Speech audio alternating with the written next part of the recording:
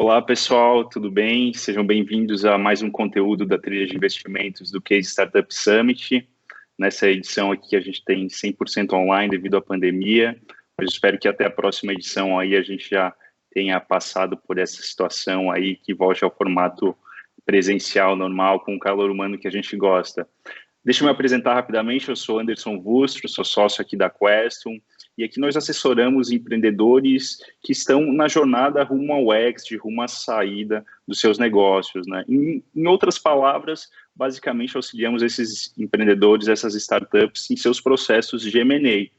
E é exatamente sobre esse assunto que a gente vai tratar hoje. Hoje eu tenho aqui comigo dois convidados super especiais, duas feras nesse tema, a Carolina Schenck e o Thiago Rocha, que estão à frente das áreas de M&A de duas das empresas que mais fazem aquisições no país, né? A Carolina na TOTVS e o Thiago na Sinqia, e eles vão trazer um pouco dessa visão do outro lado da mesa, né? Da parte compradora, de como é que eles pensam, como é que eles agem, como é que se comporta aí toda essa questão de aquisições de empresas de tecnologia, de startups e empresas em geral, tá? Eu queria passar a palavra para vocês se apresentarem rapidamente, começando pelas damas primeiro. Carolina, por favor, obrigado primeiro por estar aqui, né? Obrigado por estar presente, por ter aceito o convite. Pode se apresentar rapidamente, por favor? Olá, eu queria começar agradecendo o convite, é um prazer participar de um evento tão bacana e poder compartilhar um pouco da experiência, do conhecimento e lições aprendidas nos últimos anos. Eu sou a Carolina Schenck, eu sou responsável pela área de M&A da TOTVS. Resolvi dedicar minha carreira ao M&A, sou absolutamente apaixonada pelo tema, trabalho há 15 anos com fusões e aquisições, comecei na Deloitte, depois fui para o mercado de saúde, no AC Camargo, e depois na indústria farmacêutica, na Neurofarma, na sequência para Experian, responsável pela América Latina, e aí mais focada em dados, e agora em tecnologia, um setor muito dinâmico e com muita coisa legal acontecendo. Obrigada mais uma vez pelo convite, espero poder contribuir com conhecimento e ajudar os empreendedores num caminho que pode ser o escolhido por eles no futuro. Com certeza, com certeza. Obrigado você, Carolina. Só pela introdução aí já deu para ver que tem muita bagagem, então obrigado você. Thiago, por favor. Obrigado, Anderson. Legal estar aqui com vocês, estou muito feliz pelo convite também. Boa tarde a todos, pessoal. E eu tenho uma carreira que é basicamente mercado de capitais e finanças, Anderson. Então, só me apresentando rapidamente para o pessoal, sou diretor financeiro de RI da Sinqia. A Sinqia é a maior provedora de software para a vertical financeira aqui no Brasil, uma empresa consolidadora que já fez mais de 15 aquisições e estou nesse mercado trabalhando com M&A e especificamente na indústria de tecnologia há bastante tempo, né? Há praticamente 12 anos. Tive uma passagem pela Bovespa, à época, hoje B3, e passei por um fundo de Venture Capital que foi um dos primeiros do Brasil a ter uma tese específica para empresas de tecnologia. Fundo esse que era um dos investidores da Sinqia, acabei pulando o balcão e me juntando ao time da empresa para cuidar do financeiro RI e M&A. Muito feliz de estar aqui com vocês, espero poder contribuir bastante com a discussão. Show, Thiago. Obrigado você. Tô bem ansioso aí por ouvir vocês, por aprender um pouquinho com vocês. Deixa eu começar aqui com as perguntas, então. A primeira, antes de mais nada, eu queria entender um pouquinho do porquê vocês, empresas maiores, compram outras empresas, né? Por quais motivos, por quais objetivos, o porquê de ter essa estratégia aí de compra, de aquisição de outras empresas, né? Queria começar pelo Thiago agora, já que iniciou antes pela Carolina. Legal, Anderson. Bom, no nosso caso, a gente tem algumas trilhas diferentes de M&A, mas para fins de simplificação, eu vou tratar isso como uma trilha de empresas maduras e uma trilha de empresas emergentes que tem mais a carinha das startups, o tema aqui da nossa conversa, né?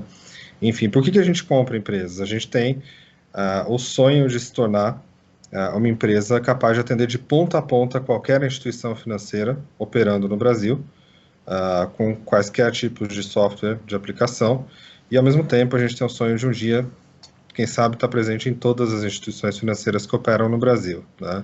Então, a lógica do nosso M&A, ela segue alguns caminhos. O primeiro caminho é completar meu portfólio de produtos, dado que existe uma imensidão de produtos diferentes que são comprados hoje pela vertical financeira. Eu tenho uma pequena parcela deles na minha prateleira, preciso buscar coisas novas.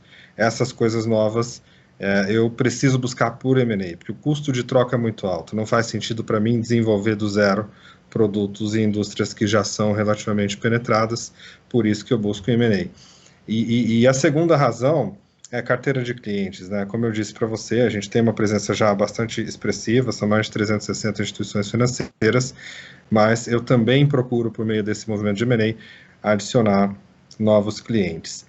Essas são as duas principais teses que nos motivam quando a gente está falando de empresas maduras, mas quando eu olho para o mundo de empresas emergentes, tem coisas um pouquinho diferentes. A gente hoje já se sente motivado a trazer tecnologias que, na nossa visão, vão ser o futuro dos serviços financeiros, então eu procuro também novas tecnologias e pessoas que possam ajudar, assim, a se tornar uma empresa cada vez mais inovadora e realmente olhando para o futuro. Essas são as principais motivações no nosso ângulo de visão, tá, Anderson? Legal. Carol, quer complementar aí com a sua opinião? Opinião muito parecida. A TOTVS é assim, que tem histórias muito similares. A TOTVS também é resultado de mais de 40 aquisições ao longo dos últimos anos. Os motivos, diversas razões, enfim, para companhias como a gente adquirir outras. Eu diria que as duas principais são crescimento e sinergia. Muitas vezes essas empresas trazem serviços e produtos novos que a gente pode oferecer para a nossa base de clientes existentes, trazer uma base adicional, como o Thiago comentou, permitir que a gente entre em outros mercados, recursos complementares, a parte de sinergia também, otimizar a operação, trazendo muitas vezes uma cultura diferenciada, inovação, uma tecnologia nova, um modelo de negócio diferente. Então, acho que esses são os principais motivos que levam empresas como a TOTVS a buscar alternativas e capabilities em companhias maduras, tradicionais ou startups. Legal. Então, se eu estou entendendo aqui, então, eu acho que alguns dos objetivos, mas os dois principais seriam adicionar novas tecnologias, novos produtos, novas ofertas de soluções, né, para a sua base já existente e, eventualmente, também adicionar mais clientes, né, acessando essa carteira de clientes dessa empresa que estão sendo adquiridas. Agora, eu queria já colocar um pouquinho vocês na fogueira para perguntar, eu entendi muito bem os benefícios do lado de vocês, né? Mas o que vocês enxergam vendendo peixe de vocês para aquelas startups que eventualmente estão escutando e que podem ser um perfil que pode ser comprado por vocês? Quais são os benefícios que esses empreendedores, essas empresas teriam aí ao se juntar com vocês? Eu acho que esses benefícios que a gente comentou agora para a parte compradora, eles são mútuos.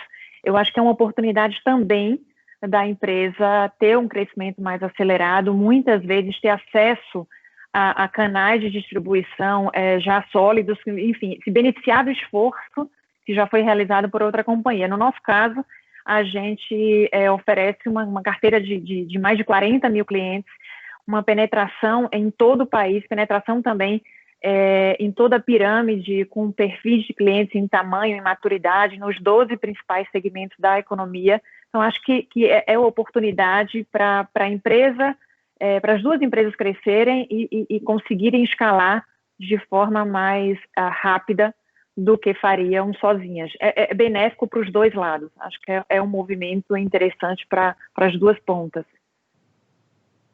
Legal. Eu acho que a Carol colocou uma questão fundamental na primeira resposta dela, que é a questão das sinergias, né?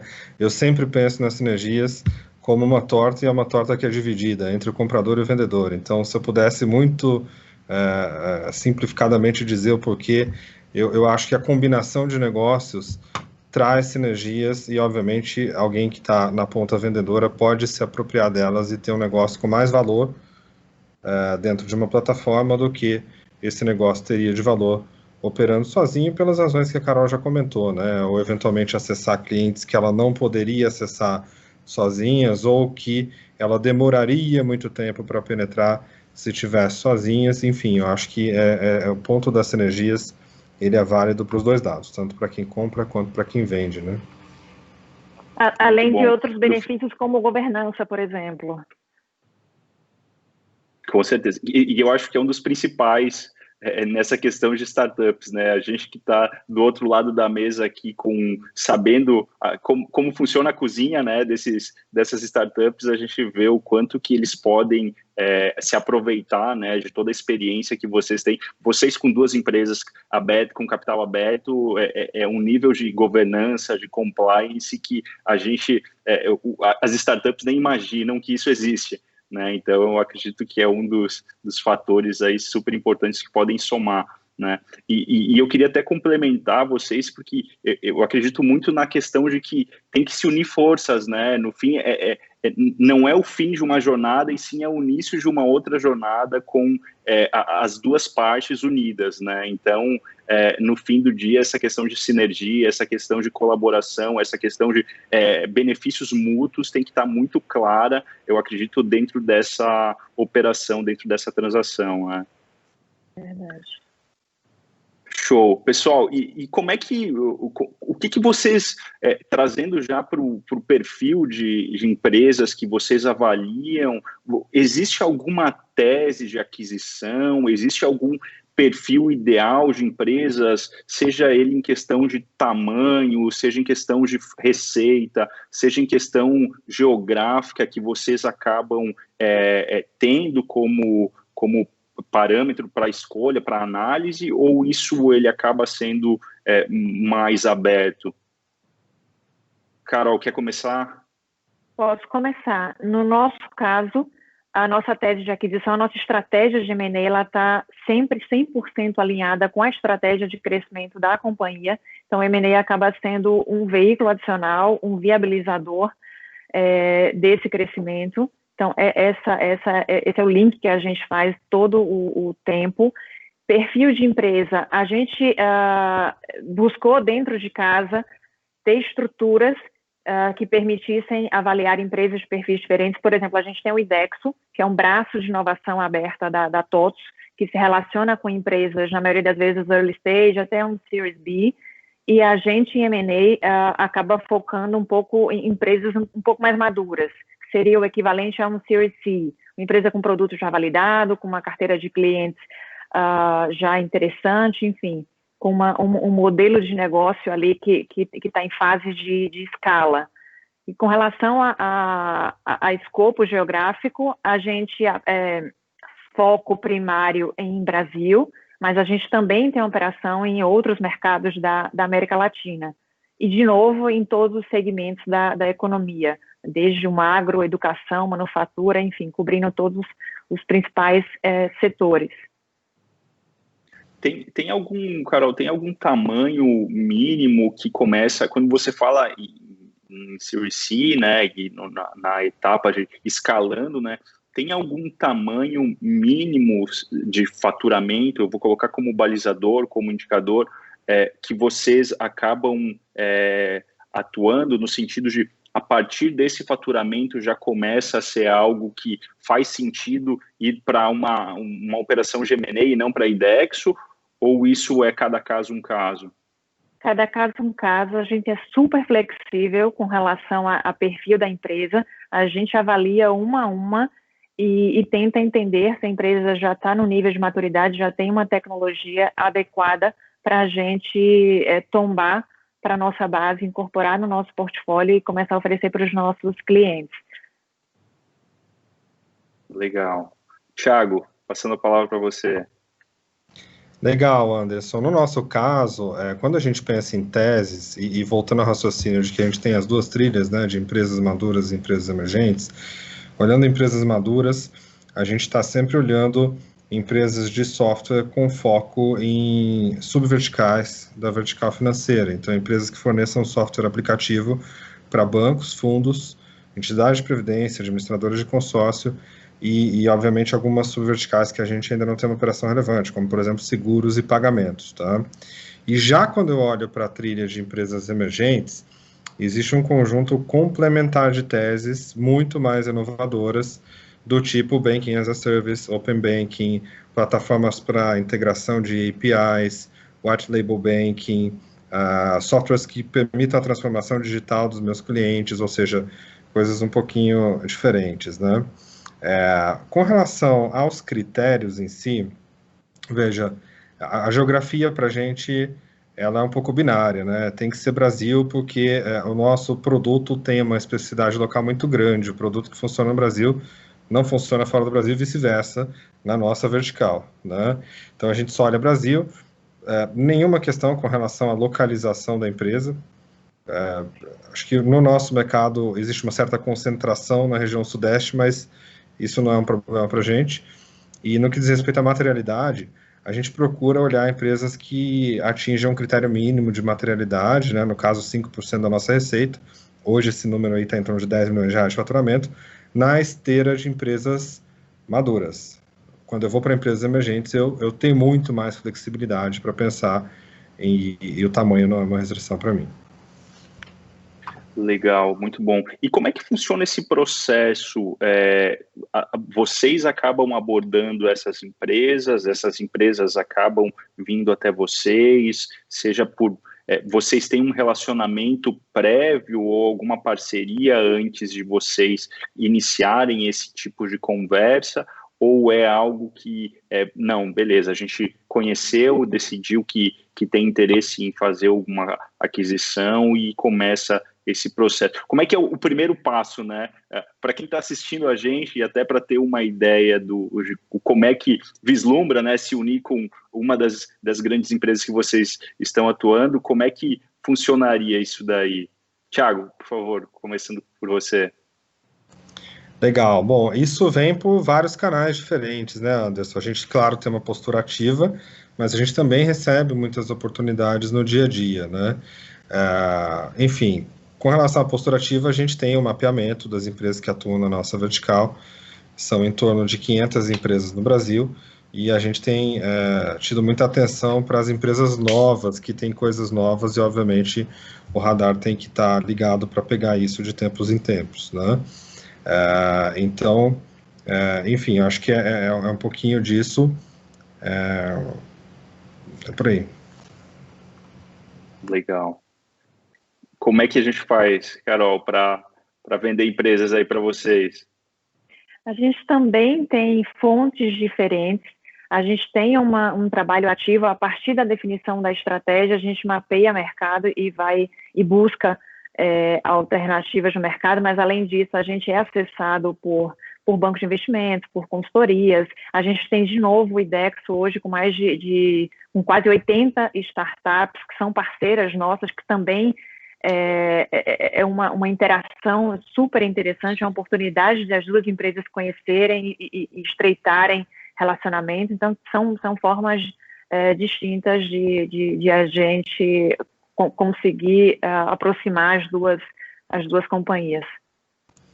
Legal. Acho que vale complementar aqui, Anderson, que no nosso caso, com relação à abordagem um pouco mais passiva, tem um fenômeno muito interessante que acontece. Às vezes os nossos clientes trazem pipeline de M&A, né?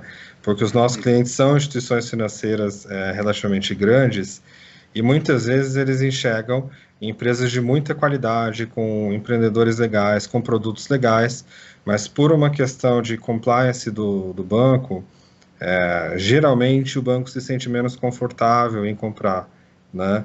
E aí, às vezes, ele bate na nossa porta e diz, Cíntia, eu adorei aquela empresa ali, mas enquanto ela for pequenininha ou enquanto ela estiver independente, eu não posso comprar.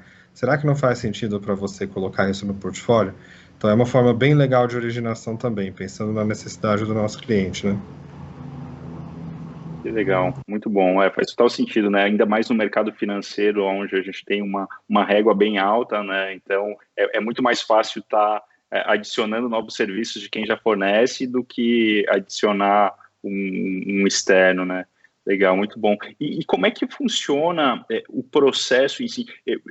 Eu vejo pelos empreendedores que nós conversamos, que é muito distante o conhecimento de quais são as etapas desse namoro que se concretiza em um casamento, né? Então, geralmente, a partir do momento que vocês conhecem essa empresa, que ela vem até vocês, seja independente da forma e do canal, quais que são as etapas que são envolvidas, né, até a conclusão desse negócio?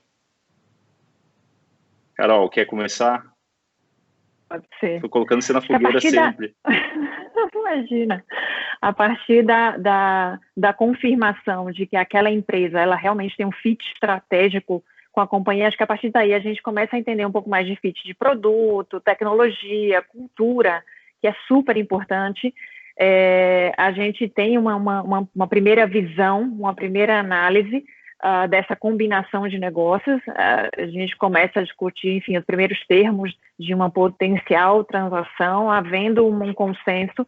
A gente, enfim, tem a fase de assinatura do MOU, para, na sequência, ter a due diligence e terminar com os acordos definitivos. Então, é um processo que normalmente passa por essas etapas.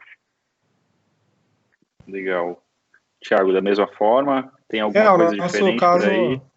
É muito parecido, né? O processo é muito parecido. A gente, como companhia aberta, tem uma série de rituais internos e passos nessa decisão, que começam lá no momento que a gente está assinando o NDA com a empresa-alvo e percorrem todo esse ciclo que a Carol colocou, né?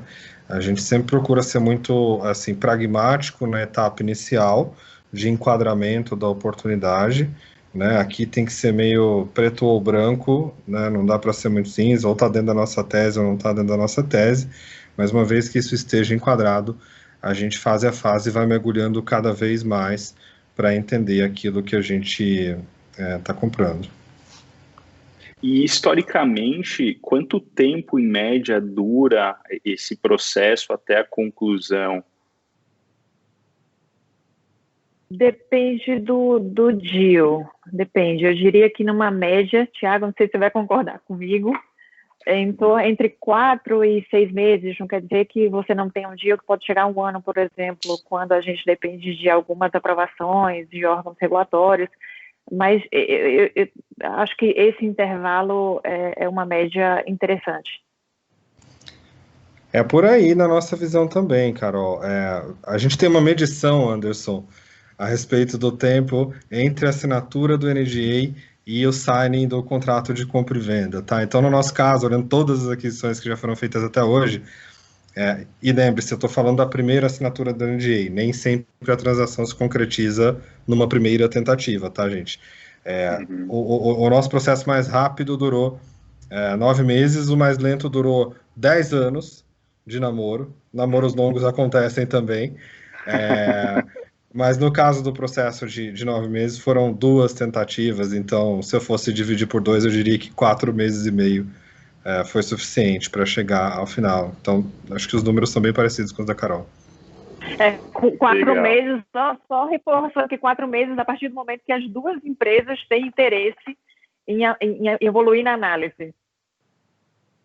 Legal. Não, isso você está considerando da assinatura do MOU, da proposta, ou um pouquinho antes ainda? Um pouquinho antes, quando começam as interações. Enfim, eu acho que o momento da assinatura do NDA.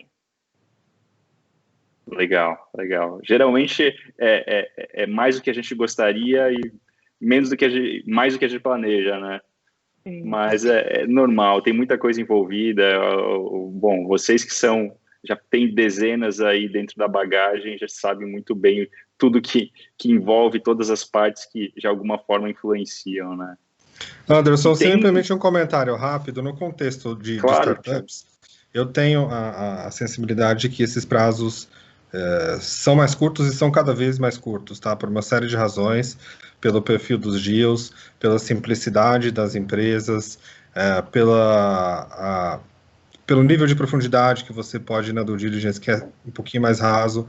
Então, acho que no contexto de startups, não é possível pensar em cronogramas mais compactos aí, talvez de 2, 3 meses, 4 meses. Sim. Claro.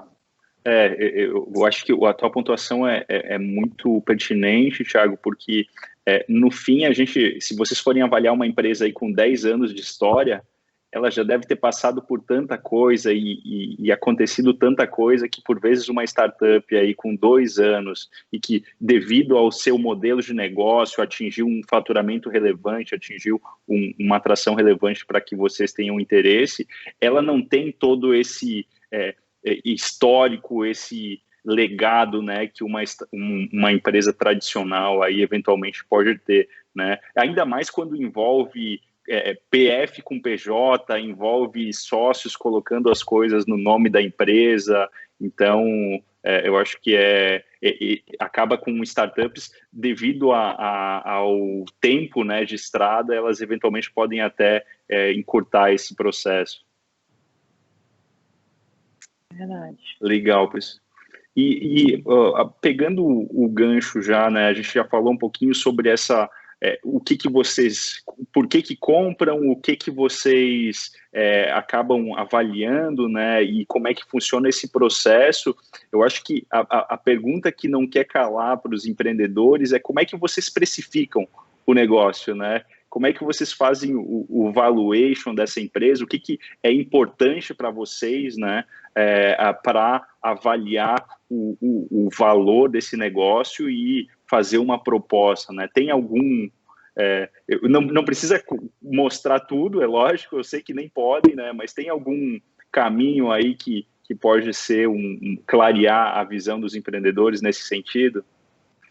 Thiago, quer começar? Opa, pode ser, Carol. Pode ser.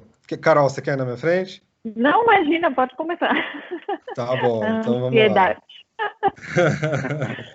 No caso das empresas mais maduras, Anderson, acho que a forma de pensar é muito relacionada ao nosso modelo, que aponta uma determinada taxa de retorno, e obviamente essa taxa de retorno mínima conversa com um determinado nível de múltiplo de EBITDA, ou múltiplo de receita ou de lucro, tá? Em geral, a gente olha mais múltiplo de EBITDA.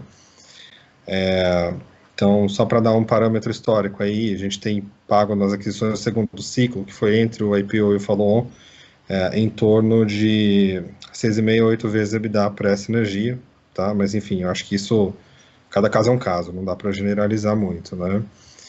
Quando a gente vai para o mundo de startups, isso não funciona bem. Não funciona bem porque muitas vezes essas empresas estão no estágio inicial do ciclo de vida e estão muito mais focadas no crescimento do que na rentabilidade. Portanto, é muito difícil o múltiplo de EBITDA, o múltiplo de lucro parar em pé nessas situações. A gente acaba olhando muito mais a receita e tomando decisões com base em múltiplo de receita recorrente, LTV/CAC, Unit Economics, ou seja, coisas que permitam nos enxergar mais o futuro do que o passado. Legal. Carol, complementa com o que o Thiago condiz com a realidade de vocês aí? Tem alguma mudança, alguma alteração? Não, eu acho que além dos pontos que o Thiago trouxe de retorno sobre investimento, a questão dos múltiplos, seja de receita ou de EBITDA, acho que fatores que determinam o preço, no nosso caso, é a qualidade do time, quais são as alavancas de crescimento da companhia, a qualidade do produto, a qualidade da plataforma, qual é a relação dessa empresa com os clientes, a experiência do cliente na ponta. Então, acho que tudo isso combinado acaba nos ajudando a precificar o negócio da maneira correta, seja um negócio maduro, seja uma startup. O ponto da Carol é bastante importante para a gente também, Anderson. Acho que as duas coisas têm que se conversar, né? No fim das contas, eu tomo a decisão olhando um gráfico que tem X e Y, que tem taxa de retorno, que tem qualidade da empresa que eu estou comprando. Então, a gente usa uma matrizinha para apurar o que seria a qualidade da empresa. Ela tem 24 critérios nas dimensões que a Carol mencionou. E, obviamente, quanto maior a nota dessa empresa na minha matriz de avaliação, mais flexível eu posso ser no que diz respeito ao retorno mínimo que eu vou exigir. É mais ou menos essa lógica. Legal. Vai ter empreendedor mandando e-mail para você para ver se você compartilha essa matriz aí com eles, hein? Eu tô só supondo. Vai ser um prazer, inclusive pode mandar o modelo de NDI junto. Boa. Mas no fim, eu acho que, né, com relação, o Thiago comentou um negócio que ficou bastante na minha cabeça, né, que em relação a startups em si, se você considerar o EBITDA, por vezes a empresa tá operando no negativo, né? Então ela está operando, querendo ou não, alavancada, né, pelo fato de que está preservando, tá priorizando o crescimento, né, do que a geração de caixa, do que o lucro em si, né? Então, com base nisso, eu acredito que, como bem o Thiago comentou, a receita e até mesmo a projeção dessa receita, ela vai ser influenciar mais, né, no valuation, na precificação que vocês vão fazer, do que o fator de EBITDA, de geração de caixa, de lucro nesse primeiro momento, né? Me corrija se eu estiver errado, Thiago. É isso mesmo, é isso mesmo. A gente procura pensar com uma lógica de qual seria, eventualmente, a margem dessa empresa se ela deixasse de fazer um esforço anormal para crescer a uma taxa acelerada, tá? Então, para dar um exemplo aqui, em geral, as empresas da nossa indústria crescem, obviamente, a média da indústria, que é em torno de 15% ao ano. Você vê casos de startups crescendo 40%, e para crescer 40%, eu espero que ele tenha um nível de investimento muito mais alto no produto, na equipe comercial e em tudo que vem junto com o crescimento, né? Então, às vezes, a gente tenta fazer uma engenharia reversa disso para entender se esse cara crescesse 15, como que ficaria a margem. Óbvio que isso é só uma das contas que a gente faz, mas ela costuma dar boas respostas a respeito do que seria a rentabilidade daquela empresa, ainda nessa escala, em uma situação de menos pressão sobre a margem. Legal. E deixa eu aproveitar o gancho e falar sobre questões mais técnicas de fluxo de caixa descontado e questões mais de que quem faz cálculo, quem adora planilha é o prato cheio, né, esse assunto. Como é que vocês tratam essas questões? Vocês chegam a fazer também esse tipo de análise, né, trazendo a valor presente essas projeções? Como é que vocês veem essa questão? No nosso caso, a gente faz uma combinação de fluxo de caixa descontado e de múltiplos relativos, de empresa listada, de transações passadas. Então, acaba sendo uma combinação dessas métricas. Legal. Nosso caso é sempre a decisão com base em fluxo de caixa descontado, tá? Então, eu comparo a taxa de retorno do meu modelo com o meu hurdle e tomo a decisão se eu vou ou não vou. Mas, como a Carol bem disse, depois de fazer isso algumas vezes, você sabe que para um determinado múltiplo tem uma determinada TI. E a conversa em cima de múltiplos, ela começa a ficar muito intuitiva. Então, a gente sempre faz o modelo, mas a gente já sabe mais ou menos onde o modelo vai chegar, dependendo do múltiplo. Legal, já tem o track record aí, já sabe como é que funciona, né? Pessoal, a gente está com 5 minutos ainda aqui, eu tinha mais uma meia dúzia de perguntas, mas não vai dar tempo, é óbvio, mas eu queria encerrar com uma pergunta final, eu queria que vocês compartilhassem alguma dica, alguma sugestão, alguma boa prática, né, para que esses empreendedores que estão nos ouvindo, o que eles podem fazer ou de que forma que eles podem trabalhar, né, dentro dos seus negócios para tornar esses negócios mais atrativos aos olhos de vocês, né? Seja em questão de governança, seja em questão de estratégia, seja em questão de organização, enfim, se vocês puderem dar uma sugestão do que eles priorizarem, né, nessa trajetória, o que seria? Carol, vamos começar. Eu diria, um conselho que eu daria é ter uma preocupação desde o início com disciplina. Disciplina de fluxo de caixa, disciplina com risco, disciplina em se preocupar o tempo inteiro em ter uma tecnologia bacana, em entregar uma experiência para o cliente, entregar a melhor experiência possível. ter um acompanhamento desde sempre, ter um negócio organizado, estruturado, e não somente para uma eventual aquisição, mas para um aporte, para o próprio acompanhamento da companhia. Acho que vale manter a agilidade, mas ter essas preocupações.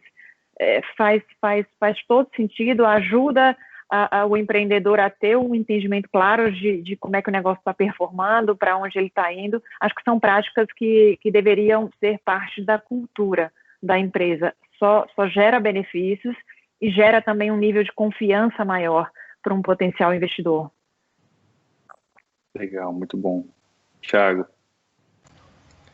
Anderson, assim, eu tenho 3 pensamentos sobre isso, eu vou desenvolver um pouquinho esses pensamentos, mas se eu pudesse deixar meus conselhos aqui, o primeiro seria, comece certo, o segundo, tenha um bom plano, e o terceiro, não esqueça o seu cliente. Falar com o investidor é bacana, mas no fim das contas, o que vai fazer a empresa dar certo é o cliente, né? Quando eu digo sobre o alicerce, eu quero dizer o seguinte, principalmente no mundo de tecnologia, mas isso não vale só para as startups de tecnologia, vale para todas as outras, você começar certo significa ter um propósito legal, ter clareza a respeito da tua oferta, ter clareza a respeito do teu mercado, e quando a gente está falando de software, começar a construção da sua plataforma de forma que ela seja um bom alicerce, né? Você pode trocar o piso, o azulejo e pintar uma casa, mas é muito difícil trocar um alicerce, então comece certo. Segunda dica, tenha um bom plano, né? A gente, assim, eu gosto muito de uma frase do ex-presidente americano, o Eisenhower, ele diz mais ou menos o seguinte, numa tradução livre aqui, os planos não servem para nada, mas o planejamento é fundamental. E é mais ou menos isso que a gente pensa, ou seja, muitas vezes quando eu estou olhando um business plan, eu estou menos interessado no que o business plan tem em si como substância e mais interessado na lógica e na qualidade do planejamento que está por trás, né? Então, muitas vezes a gente olha o business plan não para julgar o plano, mas sim para julgar o empreendedor. É muito importante para mim que os empreendedores tenham clareza do plano, tenham condições de preparar um bom plano com premissas bem amarradas e bem justificadas, né? E o terceiro ponto, não esqueça do cliente, né? A gente está vivendo um momento de bastante euforia no mundo de investimentos, no mundo de startups. Eu fico muito feliz de ver isso acontecendo no Brasil. Quando eu trabalhei na indústria de venture capital, não era nada disso. Você tinha pouquíssimos fundos, pouquíssimas empresas, pouquíssimos casos de sucesso. Hoje a gente já vê muita gente dando certo, o que é muito legal, mas não esqueça, no fim das contas, a sua empresa vai vencer se ela tiver um bom produto e um cliente feliz. O investidor vai ser um pequeno detalhe nisso. Show. Fechamos com chave de ouro, então. Pessoal, Carol, Thiago, muito obrigado aí pela participação de vocês, pela disponibilidade de vocês. Eu acho que foi super esclarecedor, pelo menos para mim já foi uma aula, sempre bom estar perto de quem sabe muito sobre o assunto. Então, queria agradecer vocês, queria agradecer quem está nos assistindo aqui e ficamos aqui até a próxima, né? Nos vemos presencialmente aí em um outro momento. Obrigada. Legal, obrigado, Anderson, Carol.